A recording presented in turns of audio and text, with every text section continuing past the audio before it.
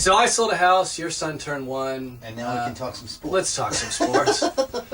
Brett Favre this week finally came out. We thought... I really thought the guy was coming back. I did too. I mean, I'm thinking... Stunning. All the crap that was going on. You know, he was out. You see that footage of him throwing the ball in Hattiesburg, Mississippi, to some high school kids with a sleeveless shirt and a pair of shorts and a cap. And I'm thinking, his arm didn't look good when he was throwing that ball. That was like a duck that he'd thrown. Time and time again, they're throwing that. Show me something where he throws the ball 60 miles an hour. Yeah. And splits a couple of defenders and hits, I can't remember the name of the receiver, number 85. That was, or 86. Berrien? No, 86, when they won the title. Donald Driver? Nah, older guy, no longer plays. Dorsey Levens was a running back, and someone will text in anyway. So he has decided, and I got to admit, I'm surprised. He decided not to come back. He's not. He said mentally tired. But what I heard on ESPN was physically, ankle, knee, shoulder. He's 39. Exactly. Everything ate. Match soreness, whatever the hell you want to call it. He's not ready to play. And mentally, as you know, the game of NFL football, you have to be mentally ready to play. You have to. You cannot. You can fake your way through a baseball season. You can fake your way through an NBA season. And I don't mean plenty of guys. I don't mean like a LeBron, but yeah, absolutely, you can fake your way through it. You cannot fake your way through a National Football League season. Too physically demanding, too mentally demanding. It's a tough game, obviously.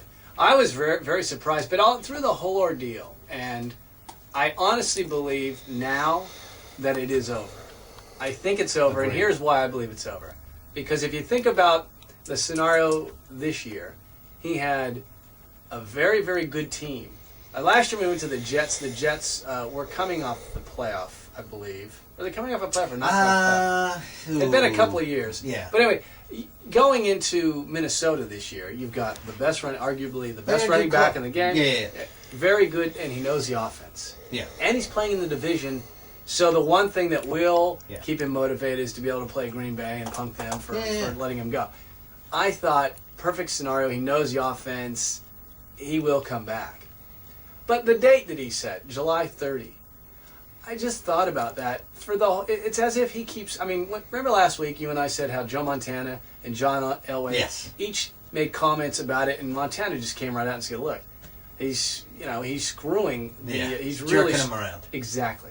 And I don't think Brett Favre gets that he had done that. And I don't know, you can say, well, he's an athlete and they're coddled and all the rest. But really, he kept a team. Now, granted, they've only just gone to camp.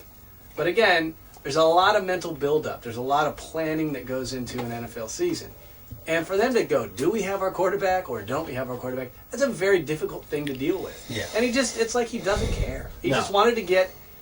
I'm glad he's going. I honestly, I thought it would have been very, very interesting watching him this year.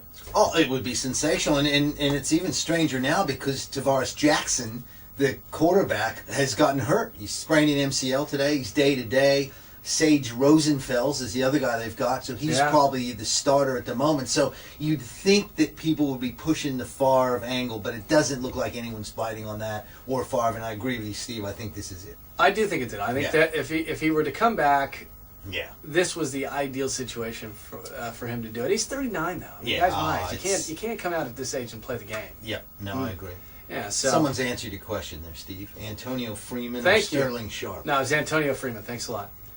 Appreciate it. That's what I was trying to figure out. Number 86. We knew someone would do it. I mean, it's a very that's rarely do we throw something out there that a listener does not have an answer for. What's an NFL camp? We'll get into that. We'll talk about that. Training camp. Training camp. Yeah, it's where they go. It's their preseason camp. Yeah, exactly right. So he is not going to play. No Brett Favre. No Brett Favre at this point. Well, that's the thing about it. Is you kind of it's like the story that would never end. Yeah. It's like a sequel. It's like, how many Police Academy movies did they have? Yeah, a lot. Like Rockies. Yeah, Rocky VI. There's so many Rockies that then they called the last one Rocky Balboa. They quit doing numbers. I think so many of them. It's because Stallone probably doesn't know the Roman numerals for past 5. I heard that wasn't that bad a film, actually. A lot of people said that last one was not horrible. That's not horrible. Yeah. That's a great endorsement of a film, Ed. Yeah. It wasn't horrible. Yeah. So that no, is to me actually, and the people that I hang around with, that actually is a ringing endorsement. so not horrible. Well, I talked to a guy today at your party, and he was talking about he used to be in music, and he goes, "I don't do music anymore because it all sucks."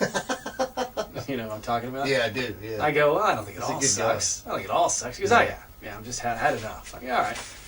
The other big thing is we like to occasionally drop Michael Phelps' name into our discussions. Michael Phelps is he's just as good as advertised. He did lose a race though. He did. Caused me to tweet. Wow. It was 90 degrees in Seattle. Brett Favre's not coming back. That's right. Michael Phelps loses a race. What the hell's going on here?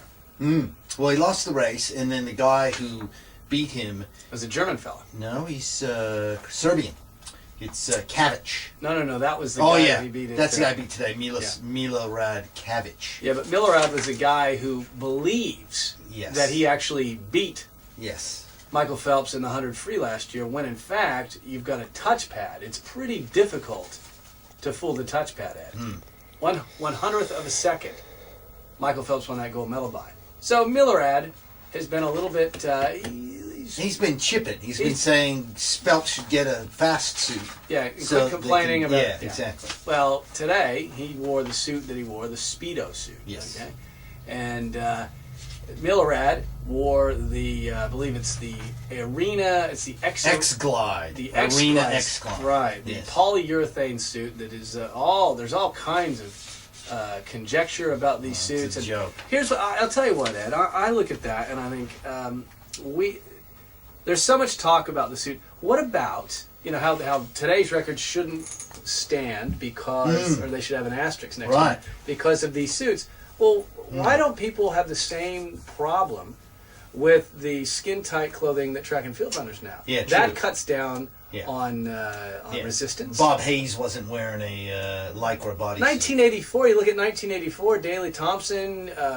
Jenner. That was 76, Ed. But those guys were wearing just like a singlet and a pair of dolphin shorts. Yeah, exactly. So why don't people complain about that? Why don't people complain about the changes that are made or the enhancements that are made to engines and to fuel in auto racing? No one complains about that. Well, I'll defend auto racing in that one, because in auto racing it's never been a major thing about time. It's just been more about how the guys finish. Okay, that's a good point. You know what I'm saying? But I agree with you. There's things in golf. There's all sorts of developments in other sport. I think you're right. I think the weird one with swimming, and this one is, not to go on too long about this, but I think it's such a mano a mano thing that it's just, it's this guy and who can swim faster. A very simple sport. Right. Very simple.